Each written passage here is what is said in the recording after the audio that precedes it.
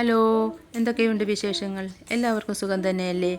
ഇന്നൊരു ചിക്കൻ ബിരിയാണി ഉണ്ടാക്കാം. അതിനായി 1 കിലോഗ്രാം ചിക്കനിൽ 1 ടേബിൾ സ്പൂൺ കുരുമുളക് പൊടി, 1/2 ടീസ്പൂൺ ഉപ്പ്, 1/2 ടീസ്പൂൺ മഞ്ഞൾപ്പൊടി, ഒരു ചെറുനാരങ്ങയുടെ നീര് ചേർത്ത് നന്നായി മാരിനേറ്റ് ചെയ്ത് റെസ്റ്റ് ചെയ്യാൻ വയ്ക്കുക.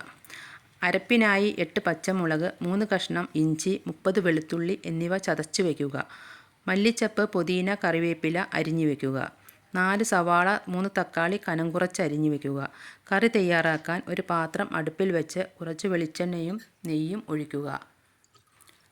അതിലേക്ക് 3 കഷ്ണം പട്ട, 2 ഏലക്ക, 4 ഗ്രാമ്പു, ചെറിയ കഷ്ണം ജാതിപത്രി എന്നിവ ഇടുക. മൂത്ത് വരുമ്പോൾ അരിഞ്ഞു വെച്ച സവാള ഇടുക. വഴന്നു വരുമ്പോൾ അരപ്പ് ഇടുക. കൂടെ ഗരം മസാലയും അതിനുശേഷം മുറിച്ച് വെച്ച തക്കാളിയും ഇടുക. വീണ്ടും വഴന്നു വരുമ്പോൾ മുറിച്ച് വെച്ച കറിവേപ്പില, പുതിന, മല്ലിച്ചപ്പ് ഇടുക. വീണ്ടും ഒന്നുകൂടി വഴന്നു വരുമ്പോൾ കോഴിക്കഷ്ണങ്ങളിട്ട് മസാലയിൽ ഇളക്കി ചേർക്കുക. കൂടെ തൈരും പാകത്തിന് ഉപ്പും ചേർക്കുക. എന്നിട്ട് മൂടി വെച്ച് വേവിക്കുക. അത് അവിടെ ഇരുന്ന് വേകുന്ന സമയം കൊണ്ട് ഒരു കട്ടിയുള്ള പാത്രം അടുപ്പിൽ വെച്ച് എണ്ണയും നെയ്യും ചേർത്ത് അതിലേക്ക് അണ്ടിപ്പരിപ്പ് ഇട്ട് വറുത്ത് കോരുക. മുന്തിരിയും വറുത്ത് കോരുക.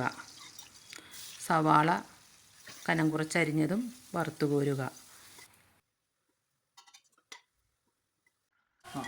ആ എണ്ണയിലേക്ക് പട്ട, ഏലക്ക, ഗ്രാമ്പു, സാജീരകം, ഇഞ്ചി, വെളുത്തുള്ളി ചതച്ചത്, ബേ ലീഫ് ഇട്ട് മൂക്കുമ്പോൾ കഴുകി വാരി വെച്ച 1 കിലോഗ്രാം കൈമ അരി ഇട്ട് വറുക്കുക.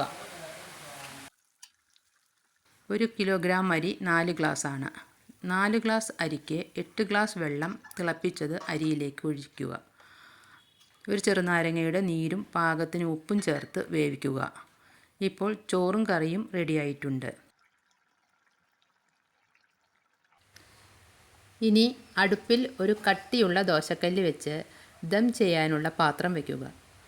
വേവിച്ച് വെച്ച കറി പകുതി പാത്രത്തിലേക്ക് നിരത്തുക. അതിൻ്റെ മുകളിൽ കുറച്ച് ചോറ് നിരത്തുക.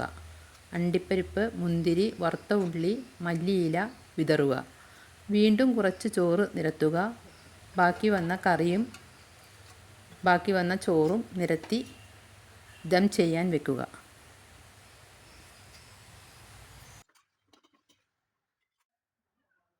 ബിരിയാണി റെഡി. ഇഷ്ടമായാൽ ലൈക്ക് ചെയ്യുക, സബ്സ്ക്രൈബ് ചെയ്യുക, ഷെയർ ചെയ്യുക. Thank you.